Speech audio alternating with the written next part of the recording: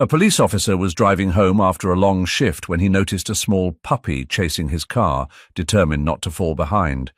At first, he thought it was just a lost stray, but when he finally stopped and looked closer at its worn collar, his breath caught. Tucked inside was a crumpled note, the edges stained with something dark. The moment he read the words, everything changed. What shocking truth did this puppy bring with it? And how did one simple decision change everything? We'd love to know, where are you watching from today?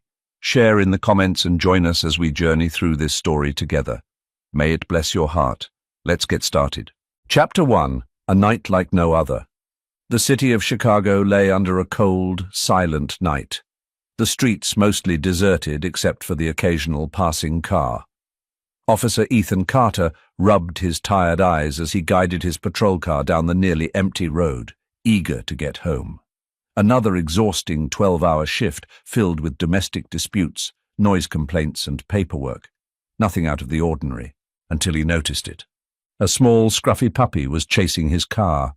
Ethan frowned, glancing in the rearview mirror again. The dog was struggling to keep up, its tiny paws hitting the pavement with everything it had. Most strays gave up after a few steps, but this one didn't. It wasn't just wandering, it was following him with purpose. Ethan sighed and pulled over, expecting the puppy to lose interest. But as soon as he stepped out of the car, it skidded to a stop a few feet away, panting hard, its brown eyes locked onto him. Up close, the dog looked worse than he had thought. Its thin frame suggested it had been hungry for a while. A small cut near its front paw showed signs of struggle. But what really caught Ethan's attention was the collar around its neck. It was old, worn, and something was tucked inside it. Ethan crouched down, reaching out slowly. The puppy flinched at first but didn't run. It just stood there, waiting. His fingers carefully pulled out a crumpled, folded piece of paper wedged into the collar. It was stained dark at the edges, and the handwriting inside was uneven, almost shaky. Ethan unfolded it under the dim glow of a streetlight and read the words. "Officer, help. The boy won't cry. The boy won't cry anymore. 2429 South Greenwood." Ethan's pulse quickened. What did that mean? Was a child in danger? He reached for his radio. "Dispatch, this is Officer Carter. I need a check on an address. 2429 South Greenwood. Any open cases linked to that location?" A short pause. Then the dispatcher's voice crackled back. "Negative, Carter. No active reports or priors associated with that address. No records, no past complaints, nothing suspicious. So why did this feel so wrong?" Ethan looked down at the puppy. It wasn't leaving. It wasn't running. It had brought him here. Something about this note felt urgent, desperate, and the fact that it was delivered this way by a stray dog only made it more unsettling. Ethan clenched his jaw and slid the note into his pocket. He turned back toward his patrol car. "All right, buddy," he muttered. "Let's go see what's waiting for us." He opened the door, but the puppy didn't wait for an invitation. It jumped onto the sidewalk and ran ahead, as if leading him. Ethan followed. As he turned onto South Greenwood, a strange heaviness settled in his chest. The apartment buildings ahead loomed in the darkness, their worn exteriors barely illuminated by flickering streetlights. 2429 South Greenwood. The address sat in the middle of a block of older buildings, its front door barely visible under the dim glow of a porch light. No sounds, no movement, just silence. Ethan parked and stepped out. The puppy trotted forward without hesitation, paws scratching at the front steps. He placed a hand on his holster as he approached the door. Something about this didn't feel right. Taking a breath, he raised a fist and knocked. No response. Another knock. Still nothing. Ethan reached for his radio again, ready to call it in. But as he glanced down, he saw the puppy still staring at the door, waiting. Was there someone inside? Was there a boy inside? And if there was, why wouldn't he cry? Chapter 2. Apartment 2429. The building smelled of dust, damp wood, and something stale. Ethan climbed the cracked steps, his hand instinctively resting on his holster. The dim hallway light flickered above, casting long, uneasy shadows. Ahead of him, the puppy didn't slow down. It ran straight up the stairs, paws barely making a sound against the worn linoleum. It didn't hesitate, didn't sniff around like a confused stray. It knew exactly where it was going. Ethan followed, his boots heavier than usual, as he moved toward the second floor. The hallway was narrow, walls lined with peeling wallpaper, the kind that had once been cheerful, but now looked like it belonged to a forgotten past. At the very end, apartment 2429. Ethan stopped in front of the door. The number was barely hanging on, the brass digits tarnished and loose. The door was shut, but not properly. The frame looked slightly off, as if it had been forced before and never repaired. And then there was the silence. Ethan knocked firmly. "Chicago PD, anyone inside?" No answer. He knocked again, harder this time, his voice sharpened. "Police! If anyone's in there, identify yourself." Nothing. Then a noise, not loud, not obvious, but something. A shuffling sound, like someone moving carefully, slowly, like they didn't want to be heard. The puppy, silent up until now, suddenly stiffened. Then it lunged. A low, guttural growl escaped its throat as it clawed at the door, barking sharply. It wasn't afraid. It was trying to get in. Ethan's heart pounded against his ribs. He had learned to trust instincts, both his own and those of animals. This dog knew something, and whatever was inside that apartment, it wasn't right. Ethan stepped back, hand tightening around his holstered gun. His radio crackled to life. "Carter, status? Possible disturbance inside 2429 South Greenwood. No response, but there's movement. Backup is en route. ETA 7 minutes.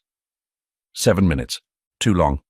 Ethan looked at the door again. The puppy was still clawing, scratching, desperate. Every second felt like an hour. Something inside that apartment wasn't just waiting, and it was hiding. Ethan inhaled sharply. No more waiting. One step back, a firm stance. Then, with one powerful kick, the door burst open. As the wood splintered and the room inside was revealed, Ethan's breath caught. What was he about to walk into? Chapter 3. The Boy Who Wouldn't Cry. The moment the door gave way, Ethan stepped inside, his hand firm on his holster, senses on high alert. The air was thick with the scent of something stale, mixed with a metallic tang he recognized instantly. Blood. The apartment was barely furnished. Just a couch pushed against one wall, a table covered in scattered papers, and a broken lamp lying on the floor. But none of that mattered. His eyes locked on the body sprawled near the center of the room. A woman. Face pale, lips parted slightly, eyes half open but seeing nothing. A dark wound marred her forehead, blood dried in a cruel halo around her head. Her body was stiff, lifeless, dead. Ethan's pulse pounded, but it wasn't the corpse that made his stomach twist. It was the boy. He sat against the far wall, his back pressed into the peeling wallpaper, legs folded underneath him. He couldn't have been older than 9. His arms wrapped protectively around something. Someone. A baby.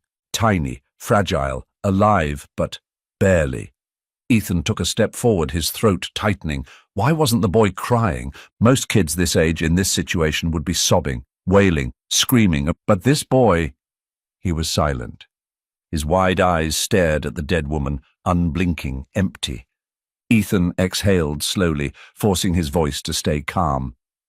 "Hey, kid," he said carefully. "Are you okay?" No response. The puppy broke the silence, darting past Ethan's legs. It ran straight to the boy, pressing its body against him, licking at his face, his hands, his arms, desperate for a reaction. But the boy didn't move, didn't flinch, didn't blink. His hands held onto the baby, but there was no tension, no warmth in his touch, just stillness. Ethan crouched down, keeping his movements slow. "What's your name, buddy?" he tried again.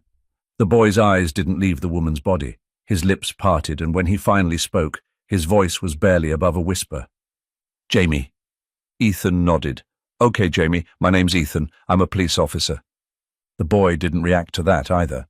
Ethan's gaze flickered to the baby in his arms. The infant was weak, its tiny chest rising and falling in shallow, unsteady breaths. Dehydrated, hungry, barely holding on. They needed medical attention, fast. Ethan reached for his radio, but then Jamie spoke again. His voice was flat, emotionless. She said if I didn't cry, everything would be okay. Ethan froze. Jamie's hands tightened around the baby, but his face remained blank. I didn't cry, Jamie murmured, finally looking up at Ethan. And for the first time, Ethan saw the depth of something deeply broken behind those eyes. But everything still isn't okay. A shiver ran down Ethan's spine. What had this boy been through? Chapter 4. The Mystery Behind Jamie. The ambulance cut through the quiet night, sirens wailing as it sped toward Chicago General Hospital. Ethan sat in the back, his eyes alternating between Jamie, the baby, and the dog, curled protectively at the boy's feet. Jamie didn't speak, didn't move, didn't react as the paramedics worked quickly to stabilize the baby in his arms. Even when they gently took the infant away to attach an IV, Jamie barely blinked. His expression remained eerily empty. The only time he stirred was when someone tried to separate him from the puppy. The moment a nurse reached for the dog, it growled, a deep warning sound that sent a clear message. Jamie gripped the puppy's fur tightly, his first real movement since leaving the apartment. Ethan stepped in. Let the dog stay, he told the nurse. He's not going anywhere. The nurse hesitated, but a single glance at Jamie, at the way he clung to the small animal like a lifeline, was enough to convince her. She nodded and backed off. Max, the dog, settled at Jamie's feet, eyes locked on him, watching, guarding. Ethan had seen service dogs and K9 units act like this before, but Max wasn't trained.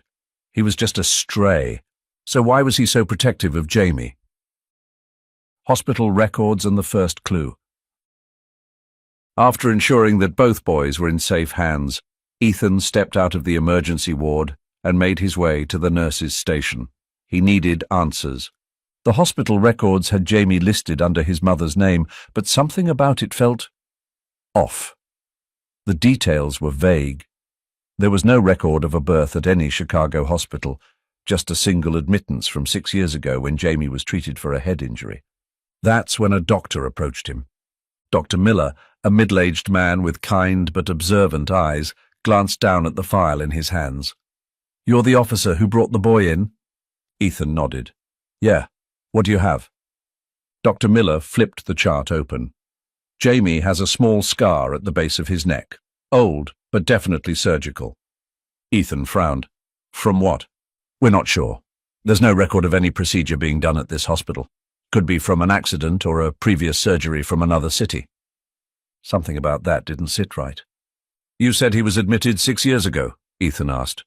Dr. Miller nodded. Head trauma, minor concussion, no signs of long-term damage, but he hesitated, then added, From what I can tell, this kid has been through a lot, more than just one injury. Ethan's stomach tightened. If Jamie had been treated for a head injury before, was it connected to his current behavior? To why he didn't cry? Or was there something else? The DNA test. Ethan made a decision. He pulled a few strings and requested a DNA test between Jamie and the deceased woman. He knew it wasn't standard procedure, but something about this case didn't feel standard. Maybe it was a gut feeling. Maybe it was the way Jamie looked at that woman's body, detached, as if he had always known this day would come. It took less than 24 hours for the results to come back. Ethan opened the sealed envelope, heart pounding as he read the words that changed everything. Jamie was not biologically related to the woman. She wasn't his mother. She had never been. Ethan exhaled sharply, gripping the edge of the counter. If she wasn't his mother, then who was? And who had taken him before he was old enough to remember?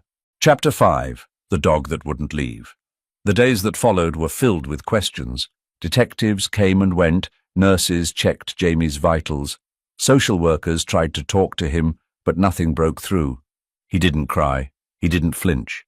He sat silently in his hospital bed, staring at the window, detached from everything around him, everything except the dog. Max refused to leave Jamie's side. The hospital tried to enforce their no pets policy. Staff gently suggested taking Max to a shelter or keeping him outside, but the moment someone tried to separate them, Jamie reacted. His small hands clutched Max's fur, pulling the dog against him like a shield. His breathing would quicken, his fingers digging in, his body suddenly tense and alert. The only time Jamie showed any emotion at all was when Max was in danger of being taken away. The first real reaction. Ethan had been watching. He saw how Jamie didn't flinch when doctors examined him, how he didn't react when social workers asked about his home, his mother, his past. But when someone reached for Max, even just to adjust the leash, Jamie's grip would tighten, his body tensing like a cornered animal. One evening, Ethan finally sat down beside him. "Jamie," he said gently, "do you know this dog?" For the first time since the night in the apartment, Jamie moved. It was subtle, a slight nod, barely noticeable, but it was a response. Ethan leaned forward. "Did you have him before?" Jamie hesitated, then nodded again. His fingers twisted into Max's fur, his first real display of emotion. "My mum," he said softly. His voice was quiet, but Ethan could hear the weight behind it. "She said I couldn't keep him," Jamie continued, his words slow, careful. "But he always came back." Max let out a small whine, pressing against Jamie's side. Jamie finally looked up, and for the first time there was something in his expression. Not emptiness, not silence, something fragile, something real. "I named him Max." Ethan exhaled slowly, the pieces starting to fit together. This wasn't just a random dog that had followed Jamie that night. Max had always been there. He had come back over and over, refusing to stay away, and now he was the only thing left in Jamie's world. Ethan's grip tightened on the chair as a thought settled in his mind, one that wouldn't let go. Had Max been trying to protect Jamie all along? Chapter 6. A warning from a stranger. Ethan sat in his patrol car, parked just outside the station, reviewing the latest reports on Jamie's case. The DNA test had confirmed what he suspected. Jamie wasn't biologically related to the woman who raised him. So who was he? Where did he really come from? His gut told him that something about this case wasn't just a tragedy, it was something bigger. That's when his phone rang. Unknown number. He hesitated for a moment before answering. "Carter." At first there was silence, then a voice, low, calm, and unsettlingly confident. "Dungai di, Carter. Thangbi kong thuok vengoi punu do, vano kong thuok ve an, no thuok vengoi kak." Ethan's blood ran cold. His grip tightened on the phone. "Who is this?" Click. The line went dead. Ethan immediately scanned his surroundings, a deep sense of unease creeping over him. Someone was watching him, someone who knew he was investigating, someone who wanted him to stop. His instincts screamed at him. This wasn't just a random warning, this was a threat. Ethan slammed the car into gear and sped toward the hospital. Back at the hospital. By the time Ethan reached Jamie's room, his heart was pounding. The hospital lights buzzed softly above, casting a pale glow over the quiet hallways. He pushed open the door and stopped. Jamie was still in the hospital bed, sitting up, arms wrapped around Max. The boy's small fingers ran through the dog's fur, over and over, as if grounding himself. He was whispering, talking to Max in a soft, barely audible voice. Ethan took a careful step inside. The floor creaked beneath his boot. Jamie looked up immediately, and then, for the first time since he had been rescued, the boy spoke first. His voice was small but clear. "Chu kong da I lay Max di dung kong?" Ethan felt something in his chest tighten. He crouched down beside the bed, meeting the boy's eyes that had seen too much. "No," he said firmly. "Chu hua." He let the words settle, watching Jamie's expression, his hands still gripping Max. Then he added, voice steady, unwavering, "Va chu kong kong de I lai chao di." Jamie didn't answer right away, but for the first time his shoulders relaxed just a little. And Ethan knew someone was coming for this boy. The truth remains hidden beneath layers of mystery. Who is Jamie truly? Why did the woman who raised him keep his identity a secret? Who was behind the warning call to Ethan? And what are they so desperate to hide? And why doesn't Jamie cry? Is it the weight of trauma, or was he taught never to show emotion? Then there's Max, the loyal dog who kept returning to Jamie no matter how many times he was turned away. Was it simple devotion, or was he protecting Jamie from something more? Part 2 will continue this emotional and gripping journey, a story of trust, survival, and the incredible bond between a boy, a cop, and the dog that never gave up. Comment, 1 inch if you want to uncover the truth. God bless you all. The night was still. Too still. Something moved in the grass, silent, watching. A tiny puppy stirred, paws twitching in a dream. Then, movement. Scales glistened, eyes locked. The puppies didn't notice. A few feet away, their mother stood, trembling.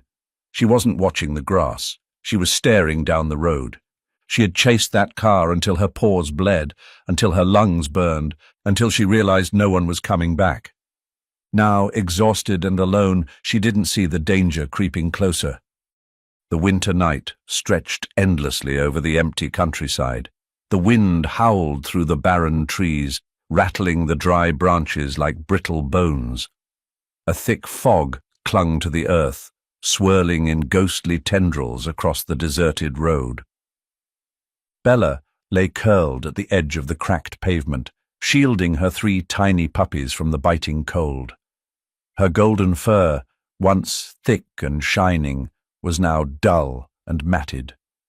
She had always carried herself with quiet grace, but now her body trembled with exhaustion, her ribs faintly visible beneath her thin coat.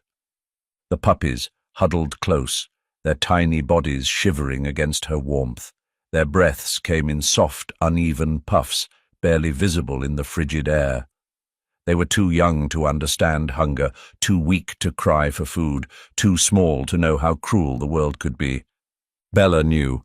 She had once belonged to a home, to hands that had stroked her fur and voices, that had called her name with love. But love had faded, and one cold evening it disappeared altogether. Thrown away like nothing. The car had stopped on a road just like this one. The man she had once trusted had stepped out, his face unreadable as he opened the door. She had wagged her tail, hopeful, thinking it was just another car ride, another adventure. But the moment her paws touched the ground, the door slammed shut. She had barked in confusion.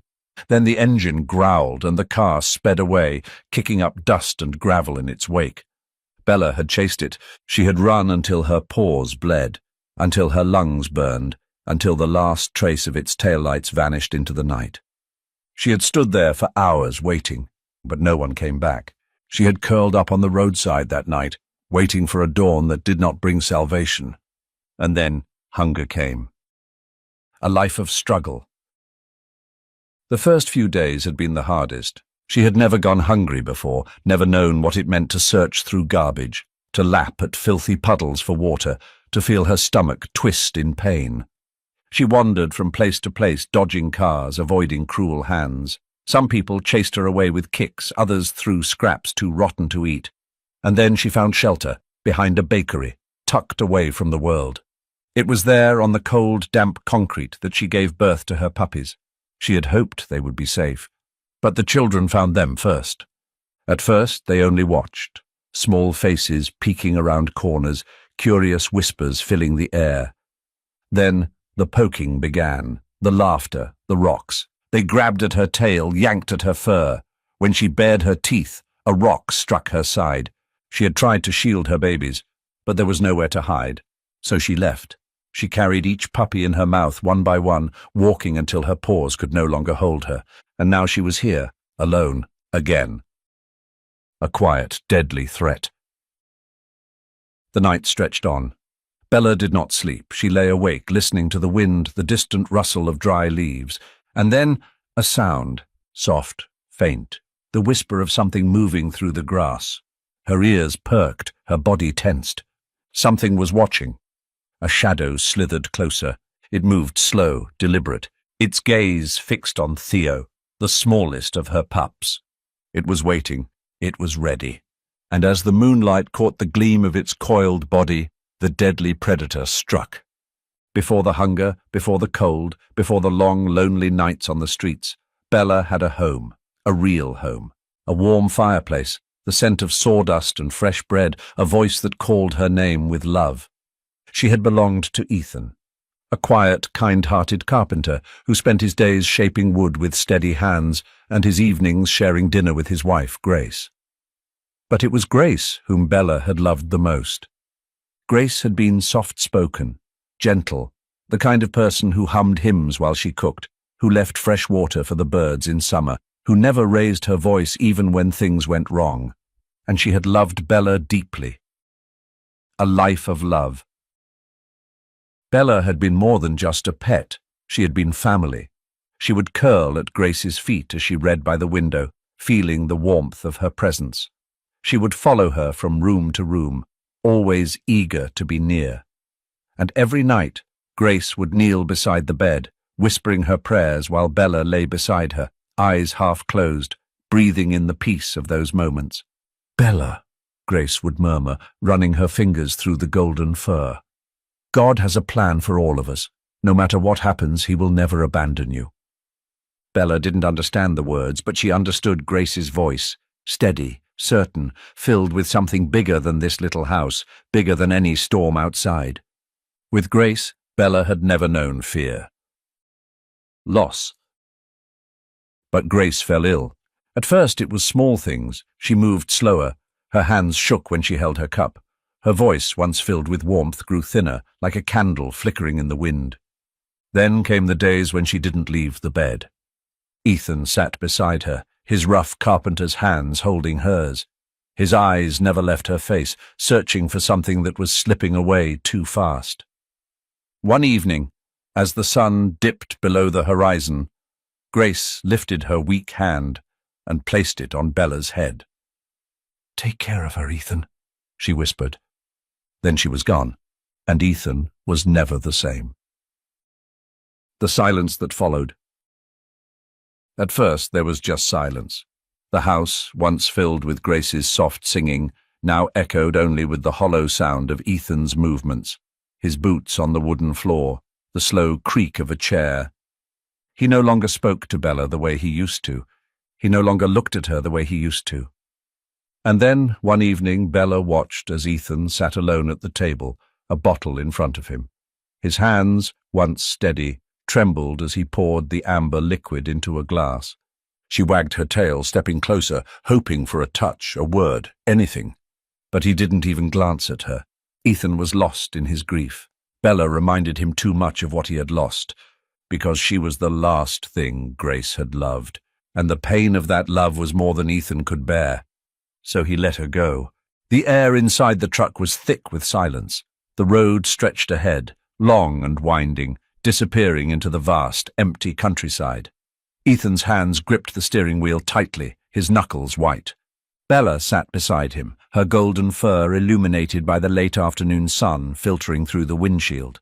She watched him, her tail wagging softly, expecting, hoping, that this was just another ride. She had always loved car rides. But something felt different this time. Ethan hadn't spoken a word. No gentle pat on the head, no soft murmur of reassurance. The only sound was the low hum of the engine and the rhythmic thumping of her own heart. The truck slowed, pulling onto a dirt path that led away from the main road. The trees grew denser, casting long shadows as the sun began its slow descent. Bella sat up, ears perked, sensing the shift in Ethan's breathing. The truck rolled to a stop. The engine cut off. For a long moment, neither of them moved. Then Ethan reached for the door handle. The final goodbye. The door creaked open. The wind rushed in, carrying the scent of dry grass and distant rain. Bella waited, her tail brushing the seat, expecting him to step out with her like he always did. But he didn't. Instead, he turned towards her, eyes dark, face unreadable. Then he gestured. A simple flick of the wrist, a silent command. Bella hesitated. This wasn't right. Still, she obeyed. She jumped down, landing lightly on the dusty ground. She looked up at Ethan, her tail wagging slightly, waiting for him to follow.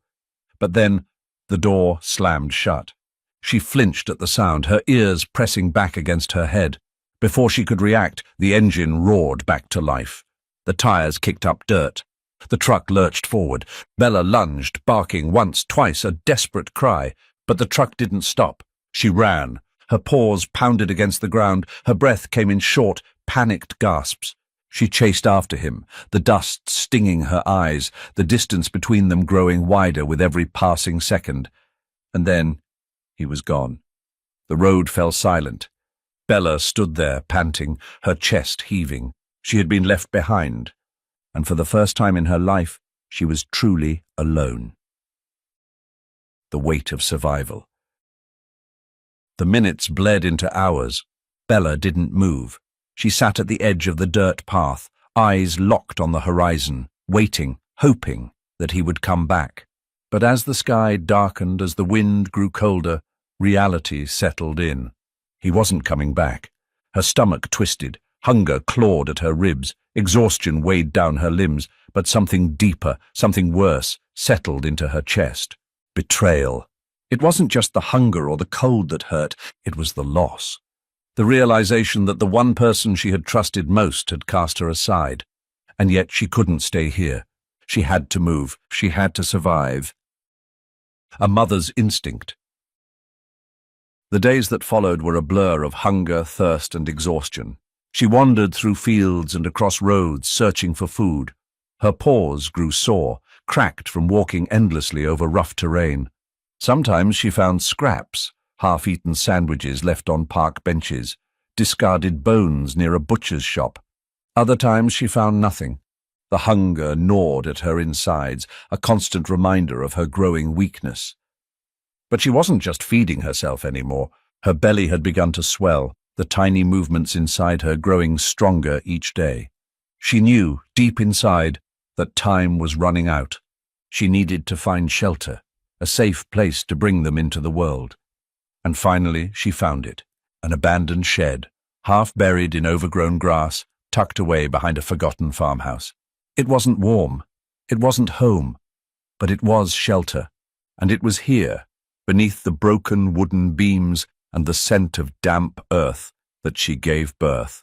Theo, Max, Lily, 3 tiny bundles of fur, fragile and helpless. She curled around them, licking their small heads, listening to their faint cries as they searched for warmth. They were hers, and no matter what, she wouldn't abandon them. She couldn't.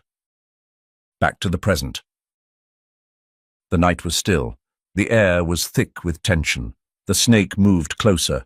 Bella lay curled around her puppies, unaware of the danger lurking just beyond the grass. The serpent's body coiled, its head tilting slightly as it prepared to strike. Its tongue flicked, sensing warmth, sensing life. It lunged, and then a shadow moved, a sudden blur of motion, a voice sharp, commanding, "Hey!" A boot slammed down inches from the snake's body. The predator recoiled, its head snapping back, startled by the sudden movement. A woman stood there, breathless, her stance firm. The snake hesitated for only a moment before retreating, slithering back into the darkness. The woman turned toward Bella. Her eyes softened. She knelt down, reaching carefully into her bag, pulling out something small. Food. "You must be starving," she murmured. Bella tensed. She had learned not to trust so easily, but the hunger was too strong. Slowly, cautiously, she inched forward. She sniffed, and then, hesitantly, she ate. The woman smiled. "That's it, you're safe now." She reached out, her hand brushing gently over Theo's tiny head. "You've done a good job, Mama." Bella swallowed the last bite, licking her lips. Could she trust this stranger? Could she dare to believe that someone wanted her again? The woman carefully lifted Theo, cradling him in her arms. Then she reached for Bella. She should have run. But instead, she let herself be held, and for the first time in a long, long time, she didn't feel alone. A new beginning. Sophie carried Bella and her puppies to the car, wrapping them in a warm blanket. As the engine hummed to life, Bella curled protectively around her babies, exhaustion finally pulling her under. She didn't know where they were going, but something inside her whispered that maybe, just maybe, this time, She had finally found her way home. Sophie sat in her small apartment, curled up on the couch with a warm cup of tea in her hands. The soft glow of the lamp cast a golden hue over the room, but her mind was elsewhere, on the golden retriever and her tiny, fragile pups, now sleeping safely in the makeshift bed she had prepared for them. Her heart still ached from the moment she had found them, cold and starving, barely clinging to life. She had rescued animals before, but this felt different. Something about the mother dog, the way she looked at her, the deep sorrow in her brown eyes, it felt like she had known pain deeper than just hunger. Sophie shook her head, trying to push the thought away. Then her phone buzzed. She glanced at the screen and smiled.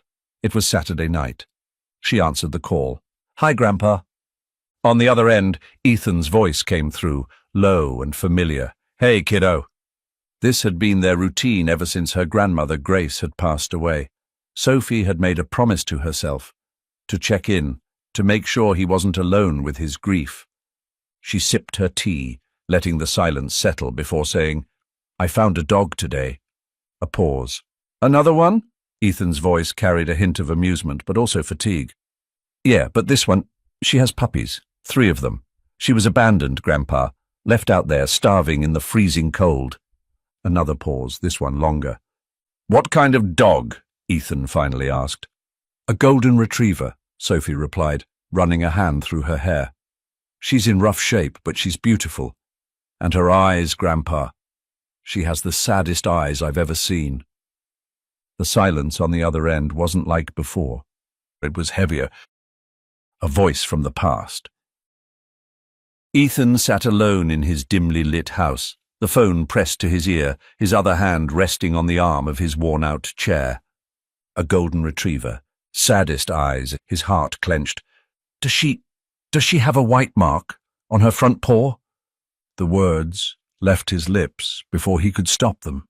On the other end, Sophie hesitated. "How did you know?" Ethan's breath caught in his throat. His hand gripped the armrest as a familiar ache settled in his chest, the one that had never really left him since that day. Since he had left her. Since he had driven away, leaving Bella standing alone in the dust. He swallowed hard. "Sophie," his voice wavered. "What else can you tell me about her?" He already knew the answer, but he needed to hear it. The morning sun stretched across the frost-covered ground as Ethan stood outside Sophie's door. His heart pounded against his ribs, his breath visible in the cold air. He had spent a long night sitting in silence, staring at the old photograph of Grace, her hands gently resting on Bella's golden fur.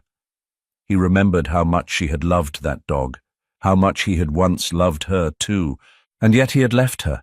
Now, after all these years, God had brought her back to him. Was this a sign? A second chance?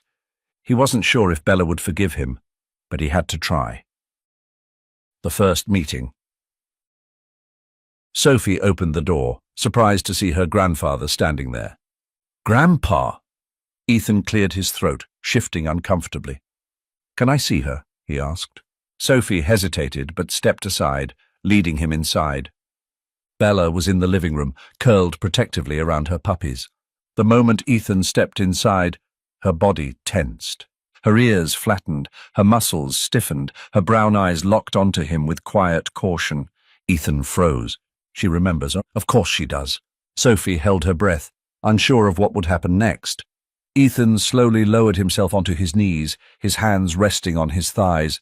His weathered face was filled with regret, with something deeper than words could express. "Bella," his voice cracked. "It's me." She didn't move. She only stared. Ethan swallowed hard. "I was wrong." Bella's ears twitched. "I left you when you needed me most. I was lost. I let my pain turn me into someone I never wanted to be. But that wasn't your fault." Her eyes flickered, searching. "You were never the problem, Bella. I was—" The room was silent. Then Bella's nose twitched. Something in Ethan's scent had changed. It wasn't laced with alcohol, with sorrow, with neglect. It was different now. It smelled like remorse, like home. She hesitated. Then, cautiously, she took a step forward. Ethan didn't move. She sniffed the air between them. Then she placed her paw on his hand. A sob broke from Ethan's throat as he cradled her paw, his tears falling onto the floor. "I'm so sorry, girl." Bella didn't fully understand his words, but she understood his heart. She let out a slow breath. Then she leaned into him. And in that moment, Ethan knew God had given him a second chance. A new purpose. From that day on, Ethan changed. He quit drinking. He spent time volunteering at Sophie's clinic, helping other abandoned dogs find homes. For years, he had let his grief consume him, believing he had lost everything when Grace died. But now he understood. He had been given another chance to love, and he wasn't going to waste it. Sometimes grief blinds us. It hardens our hearts, makes us push away the ones who love us most. Ethan thought he had lost everything when Grace passed away, but in his pain, he forgot. Love never truly leaves us. God had never abandoned him, and even when he abandoned Bella, she found her way back, not by chance, but by grace, because God works in ways we cannot always see. He gives us second chances even when we don't deserve them.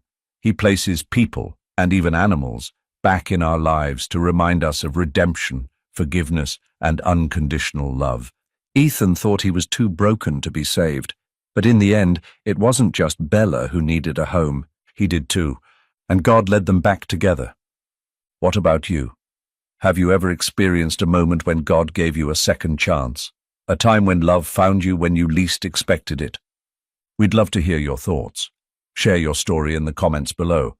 And if this story touched your heart, pass it on. Someone out there might need to be reminded that it's never too late for forgiveness. Never too late to love again. God bless you.